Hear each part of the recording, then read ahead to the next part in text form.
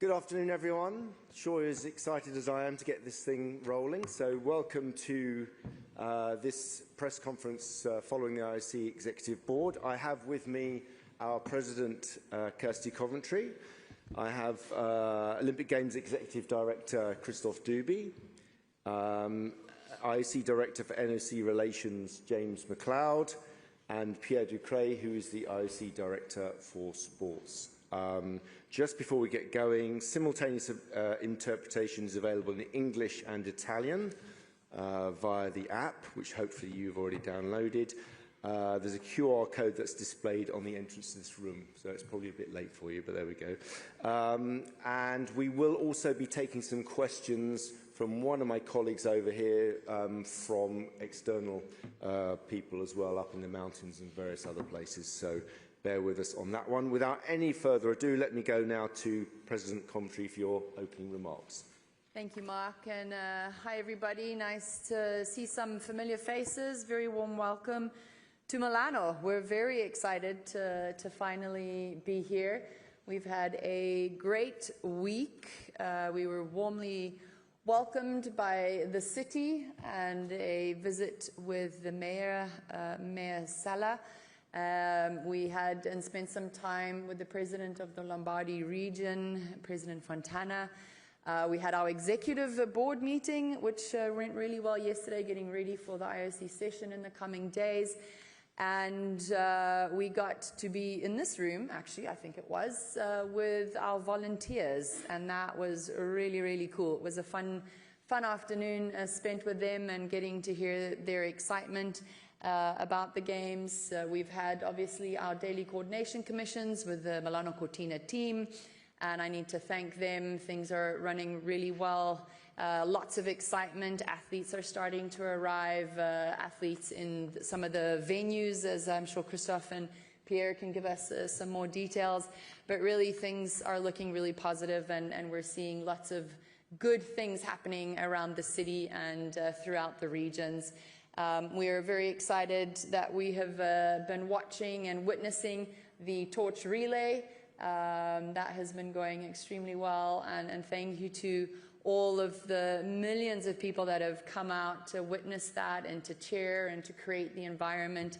And now we're looking really forward to the next couple of days as we get closer to the opening ceremony.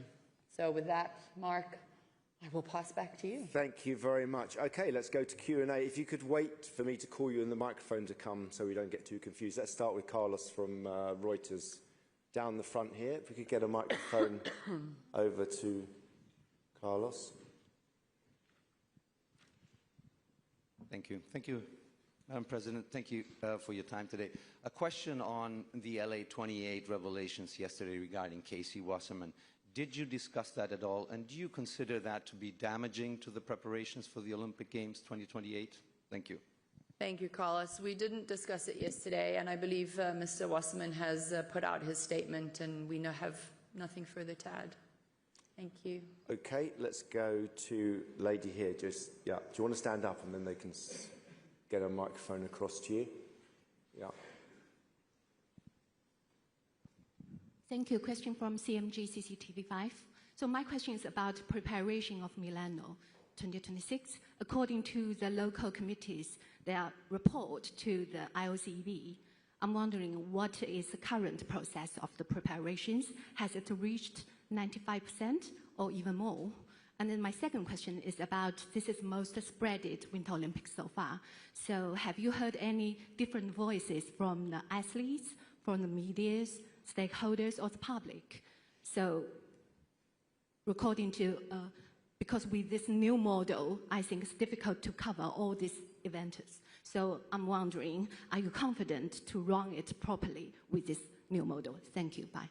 Thank you for the question. I can pass the first one over to Christophe if you want specific stats, but the preparation is going extremely well. The team is working very hard. What's really nice is the Milano Cortina Organizing Committee and ourselves as the IOC and the international federations and all stakeholders are working very well, including actually with the NOCs. And again, the team can give you a bit more specifics if you would like, but we're exactly where we need to be.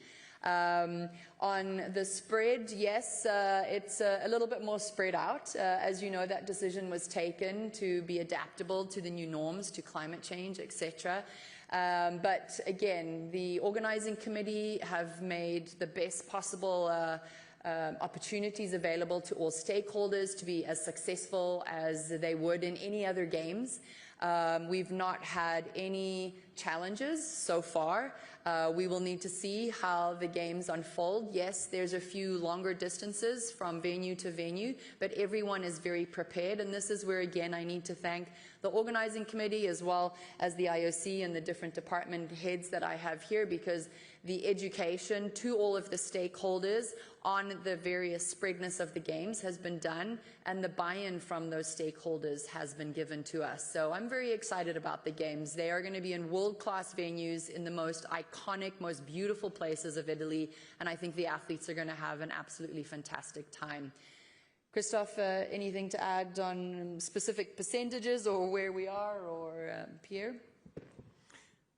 President, 98.75%. No, I'm just kidding. We're good to go. You know, the venues look fantastic. We've been up there in the mountains. We've visited all venues in Milano. You'll see. It's really spectacular. I know some of you have probably visited some of the venues, so no need to say more, except maybe the question of dispersion. If you're an alpine skier, man or woman, respectively, do you choose any other venue than Bormio or Cortina? And yes, it's far away, but are these the most iconic locations? Without doubt. And the same can be said for Anterselva. And when you go to Livigno, you will see what Livigno is. Giangiaco, you remember Giangiaco? Not too close from Beijing, though, huh? It was quite far, and I remember that as well.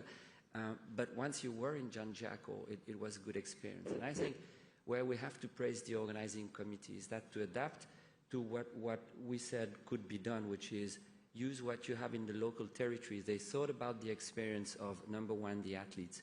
Opening ceremony for the first time, 4 locations. Is it easy to do? Certainly not. Main action in San Siro, but in Cortina, in Predazzo, in Livigno, all of them can walk. All of them can participate in the ceremony. And every evening, the Champions Park, the same as the celebration in Paris, in the same location. So experience of the athletes, we hope and trust it will be a really good one. James, you want to give a quick brief on the Olympic villages?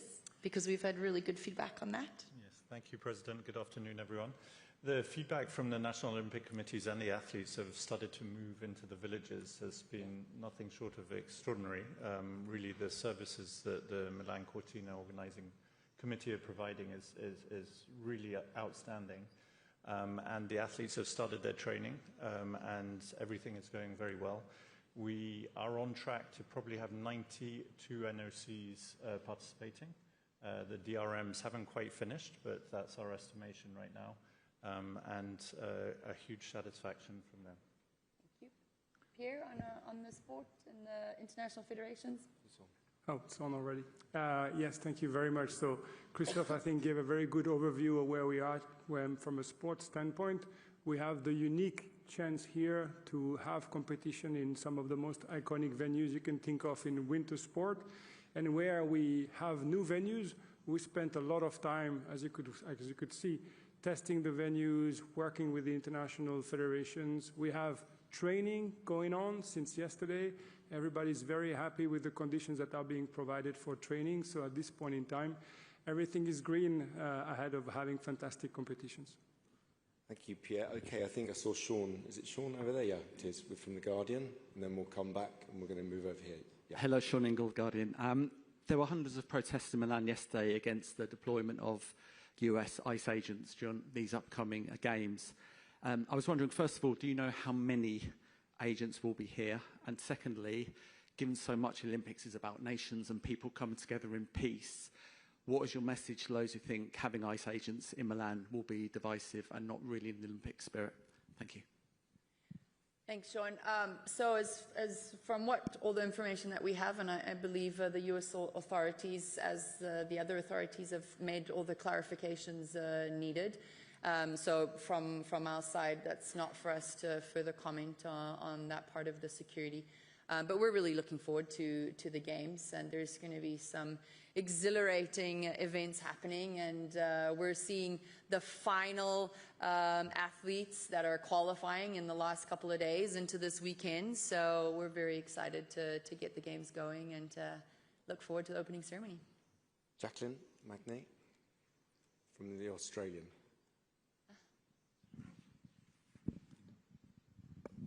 Thanks. Hello, Madam President. I'm just wondering, with your executive board, what major decisions you've made and whether there's been a decision about the sports program and when the session may be considering the Brisbane 2032 sports.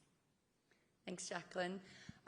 So for this executive board, we really focused on the preparation of the session, as well as getting updates on the different various working groups. We spoke about the Olympic program, the working group on the Olympic program, and we had an update from that working group. They are working very hard, as you can imagine. There's a lot of information that they're going through, and they were sharing with the board some of the next steps that they're looking at. The goal for me with all the Fit for the Future is to start really looking at strategies and putting things into place by June. Not all work will be done. Some is very detailed and will take certain steps and will take some time. But I believe with Brisbane 2032, we've spoken with them, and the goal would be at some point between June towards the end of the year within that phase. And I can look to Pierre, but I believe I'm speaking under your control. I'm hopefully giving you the right information. Absolutely. So that's what we're looking at. Okay, we're going to go to Kyoto. There's lots of people. We're going to get around as many as we can. We're going to come over here in a minute. So, yeah, over here in the front row. Thank you. Takafumi Yoshida from Kyoto News. About this edition, gender equality, this edition, 47% of athletes are women. And this is a big achievement, but still not fully gender parity. What will be the next step or next strategy for IOC in this topic? Well, like you said, we're very proud of the fact that we have 40% gender parity in these Winter Games. In Paris, we were closer to 50-50.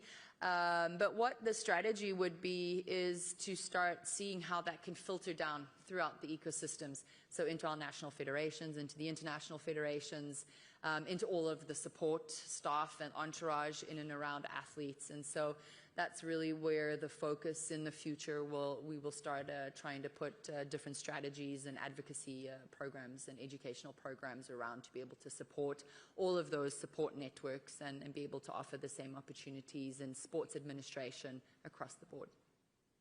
Okay, we're going to go to Ji Ye from Xinhua, and then we'll come down back to Japan. Thanks, Mark.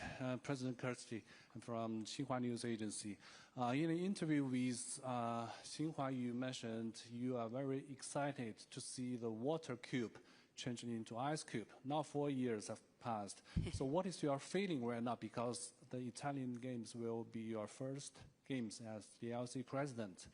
And in terms of the Games organization, the winter sports atmosphere, and how do you look at the differences and the similarities between Beijing and Milano Cortina?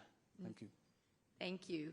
Well, I'm very proud to be here and for this to be my first Games under my presidency. There's so much to be excited about, aside from the iconic venues and the incredible platform that the organizing committee and all of the partners have put together.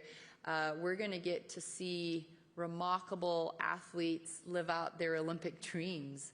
And that, for me, is always the best part of the Olympic Games, because they just showcase and they inspire us.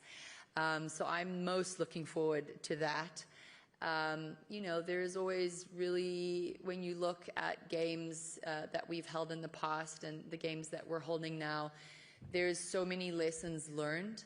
And I think one of the greatest things that we took from Beijing 2022 was being able to, when we were implementing and when we were in the planning stages, we used a lot more technology to develop a lot of our venues and our venue plans, and that's been extremely helpful. We have, for the first time, an ice rink that no one thought we would potentially be able to have. And that I think is very exciting, and we're grateful also to the Federation, who were very open-minded in seeing what we could do, and that's going to change the way. And so I think Beijing 2022 showed us how to use existing facilities in different ways, and we've been able to do that here, and it's been tried and tested and been successful, and now we'll continue to do that in the future. Okay, let's go to Wakako from Yomiuri down the front here.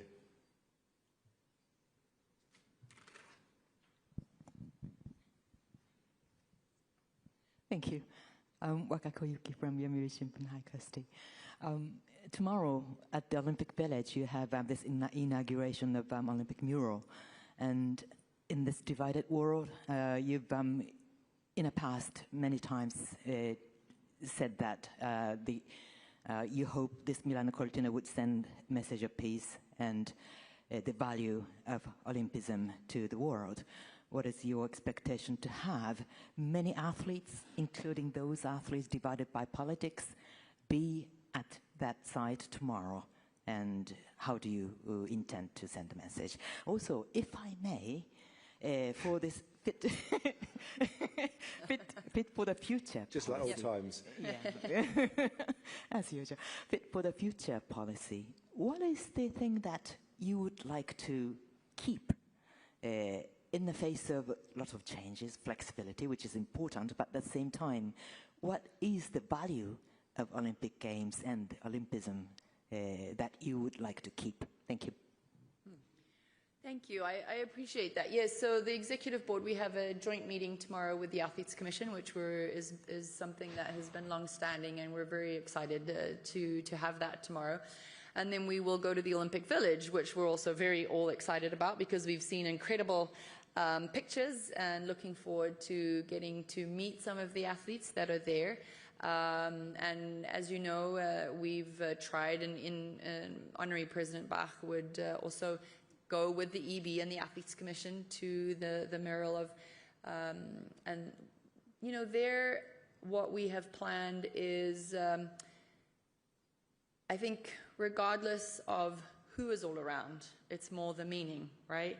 And it's a time for us to remember why we believe in our Olympic platform, and why it is relevant, and why we want to continue to ensure that we unite people, and that we show the world that we can actually choose to live in a respectful way with each other, right? And for me, the most authentic part of the Olympic Games, that message is shown, is in the village. And so I'm looking forward to doing that tomorrow. And in terms of Fit for the Future, we have had so many wonderful consultations with all of our stakeholders, including some of you here in this room. And throughout that message, I think it's very clear that there are certain things that we're doing that we should continue to do. There are other things that we've achieved and we maybe don't need to continue doing. And then there are other parts of our ecosystem that we need to evaluate and evolve. So I'm really looking forward to doing that after Milano Cortina. Obviously, the focus is very much here and the success of these games and what that looks like. But I think from all of the stakeholders, I think it would be very fair to say that they see the value in our Olympic values and what that can mean in today's world. Okay, there were two at the back here, two ladies. Can we get a microphone over here? No, further forward. Where are they? Can I have a microphone? You can come around the aisles if you want. It's easier, probably. Yeah, thank you. Hi, Rachel Axon with Sports Business Journal. 2 questions, I guess, for Kirsty or for Christoph. The rotational games in the winter had been a point of discussion that kind of was tabled around the time that Salt Lake City was chosen for 34. How much is that under consideration as part of Fit for the Future?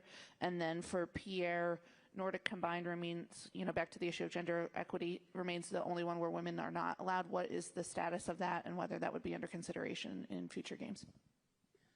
Thanks, Rachel. Right now, everything's on the table, and that's what I've sort of asked the working groups. It's also the questions that we've heard from all stakeholders is, are you going to essentially look and have maybe a blank sheet of paper and say, in today's world, what would be the most effective way to do this?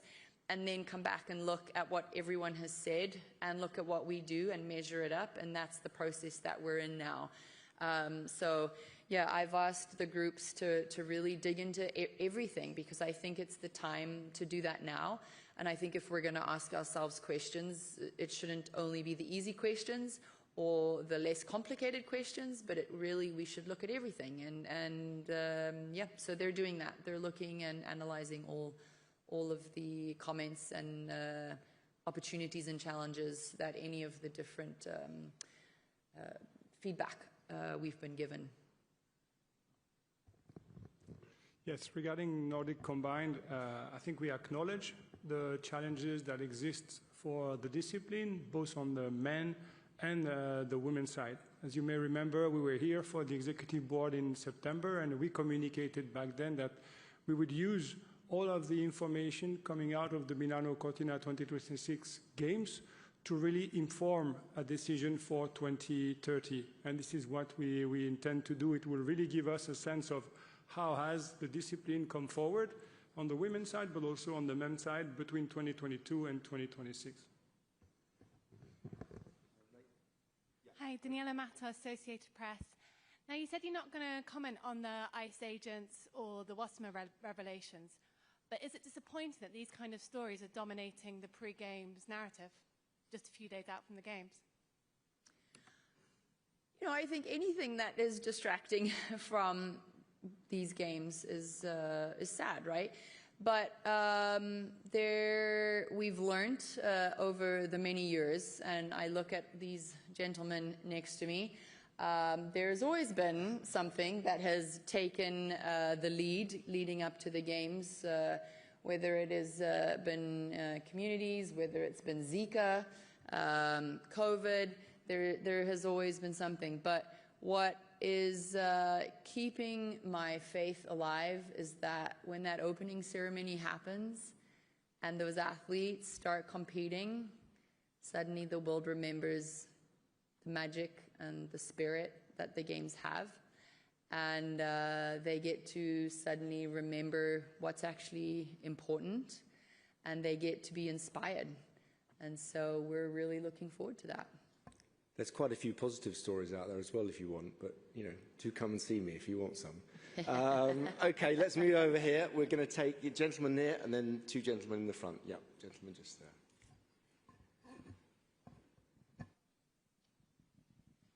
Thank you, Mark. Kosuke Nagaki from the Asahi Shimbun. Question to the President. This will be your first Olympic as a President, and as you said, the venue will be quite widespread. Are you going to challenge to visit all the 6 major clusters? If so, are you going to use the helicopter, or are you going to use the car? Are you going to use the train and the bus? Thank you. Thank you. I am going to try to visit all venues. Yes, I have that in my schedule, and we will be in cars. I believe we're in cars, and the transport that is being provided by us, we will not be using helicopters.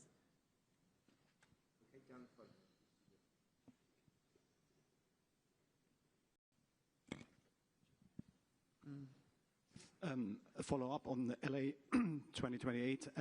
Have you been in direct contact with Casey Wasserman and for getting sure about his contact with Epstein and Maxwell? Have you spoken with him about this? And the second question, more general, have you taken any steps to check and to clarify if IOC members have been in contact with Mr. Epstein or Mrs. Maxwell? I've not been in contact with Casey. The focus has fully been on Milano Cortina. There's been a number of things that we have been focusing on here.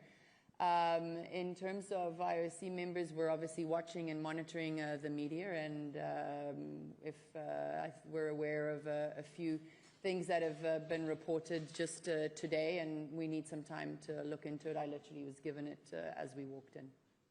There are 3 million pages, right? So some sifting. Yes. Yeah. Robert Kemper, German TV, ARD. A question about Russia. There are around 13 athletes, I think, if I'm not mistaken, can compete here at the Milano Cortina Games.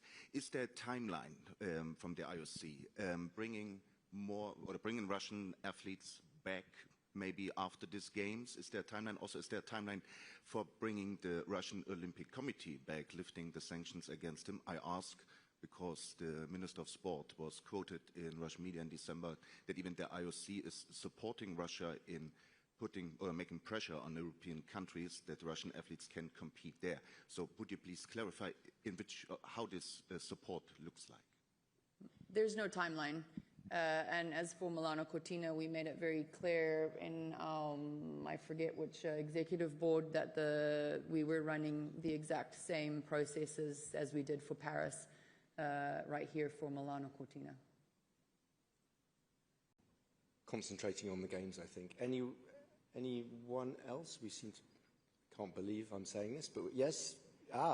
Jacqueline wants a second go. Yeah. Question. And Sean wants to say, I shouldn't have said anything. Jacqueline, over to you. This is a rare opportunity. I wanted to know about Milano Cortina's problems with filling the seats for the opening ceremony, whether that's an issue for you, and overall, I'm sure, Christophe, you may have figures on this about how many tickets have been sold and how the budget's going in terms of Milano Cortina. Would you like to give the good news? It's rare I have an opportunity to give good news.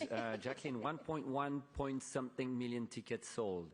This is pretty impressive for Winter Games, right? So it's a really good performance, and for anyone out there looking for tickets, there are still a few, but not so much, so rush. And that's the same for the opening ceremony. It's going to be a full house, that's for sure. It's going to be a full house, which for a stadium that size, San Siro, is a massive venue. So on both accounts, one, full venues, something in Beijing, unfortunately, we didn't have. Of course, COVID protocol this time, full. Is it same as Paris? Yes, probably, which is fantastic. And that means as well, and that's the consequence, that from a budget standpoint, they will meet their targets. So on both accounts, really good news.